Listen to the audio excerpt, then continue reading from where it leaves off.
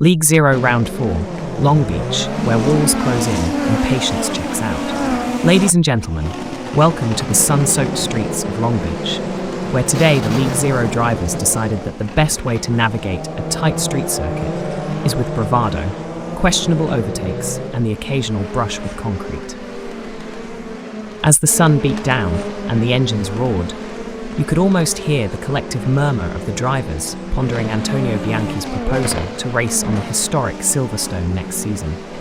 Perhaps some were daydreaming of its flowing corners and ample runoff areas, luxuries that Long Beach decidedly lacks.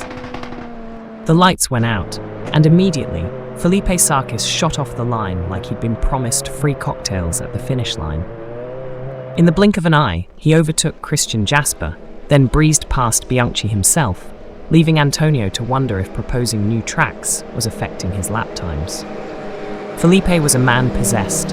He didn't stop at P4 or P3. No, he powered through to P2, overtaking Kyle Deckard and Jace Meyer as if they were leisurely touring the California coastline. Rumour has it that Felipe's aggressive start was fueled by a desire to escape the mid-pack madness, or possibly to avoid getting stuck behind anyone still tinkering with their VR settings mid-race. Not far behind, Adam Merchant decided that if Felipe could carve through the field, so could he. He mirrored Sarkis's moves, slicing past Deckard, Meyer, Jasper, and yes, Bianchi as well. Antonio, now down a few positions, might have been reconsidering those heated discussions about mandatory pit stop rules. After all, it'd be useful to have a mandatory pit stop to regroup after that kind of start.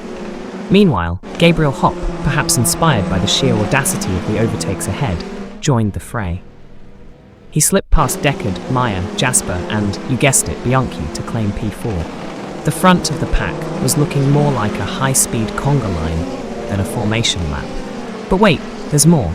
Shaji Zuhair, fresh from his deep dive into VR optimization with Michael Fairchild, must have found the perfect headset calibration because he was seeing opportunities everywhere. He surged into P5, overtaking the same cluster of bewildered drivers. One has to wonder if Fairchild shared a secret setting that Shaji capitalized on, leaving the rest to deal with pixelated opponents and motion sickness. As the pack funneled into the tight twists of Sector 1, chaos ensued. Kyle Deckard ran into trouble not once, not twice, but 3 times. It's almost as if he was trying to find an alternate route through Long Beach's infamous fountain section.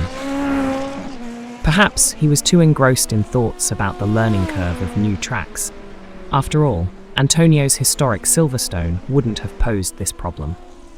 Further back, Robert Nobles and Jeff Groff had their share of misadventures.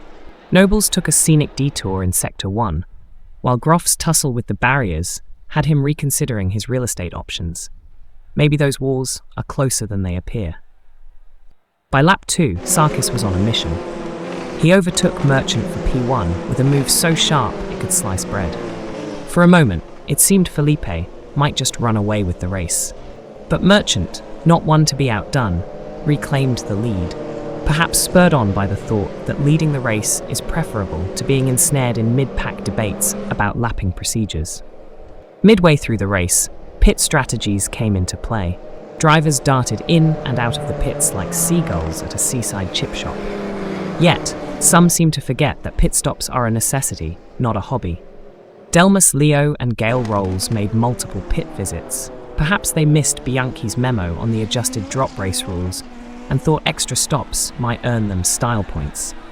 Antonio Bianchi, after his early setbacks, began his ascent back up the order. He overtook Nick Peterson for P7 on lap 1 and continued to chip away.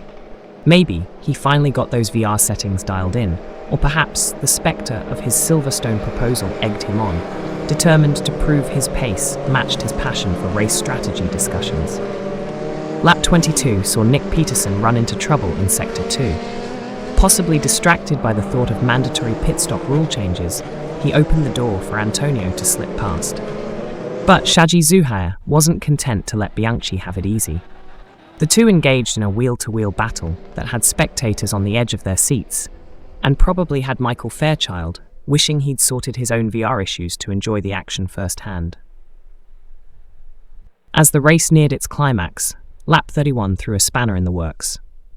Felipe Sarkis, who had been trading blows at the front all afternoon, ran into trouble in Sector 2. His brush with the unforgiving walls of Long Beach dashed his hopes of victory. One could almost hear the collective gasp from the pit lane, followed by the subtle sound of Bianchi's grin widening. With Sarkis sidelined, Jayden Calloway seized the moment. Jayden had been quietly stalking the leaders, displaying the kind of patience you'd expect from someone waiting for everyone else to debate themselves into confusion. And it paid off. He took the lead, with Merchant in hot pursuit. As the checkered flag waved, it was Calloway who crossed the line first, clinching P1 with a performance that blended consistency and opportunism. Merchant secured P2, likely musing over what might have been, if not for the earlier kerfuffle with Sarkis. And completing the podium, none other than Antonio Bianchi. Despite the rocky start, and perhaps spurred on by a desire to silence any critics of his track suggestions, he clawed his way back to P3.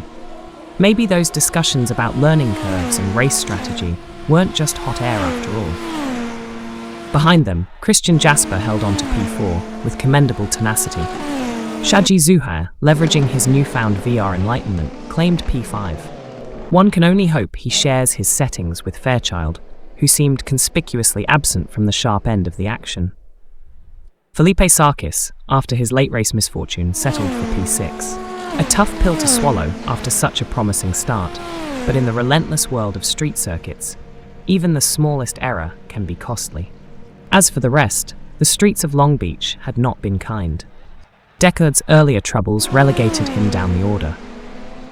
Robert Nobles and Jeff Groff, both victims of Sector 1 shenanigans, found themselves well outside the points. Perhaps they'll join the next online discussion about incident reviews.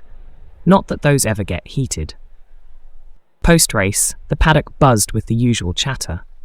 Debates reignited over pit procedures, with drivers seeking clarification that probably should have been sorted before they started making unscheduled stops. Bianchi's announcement regarding drop race rule adjustments became the talk of the town. Well, at least among those not preoccupied with salvaging what's left of their carbon fibre. All in all, it was a race that encapsulated everything we love about League Zero: ambition, calamity, and just the right amount of cheeky banter. The walls of Long Beach stood firm, claiming their share of victims, while those who mastered its confines reaped the rewards. As the sun set and the teams packed up, one thing was clear. Whether it's dreaming of historic circuits, tinkering with VR settings, or debating the finer points of race protocols, nothing stops these drivers from putting on a show. Until next time, keep the discussions lively, the VR headsets adjusted, and remember, when the lights go out, it's every driver for themselves. Just try to avoid the walls, for they won't avoid you.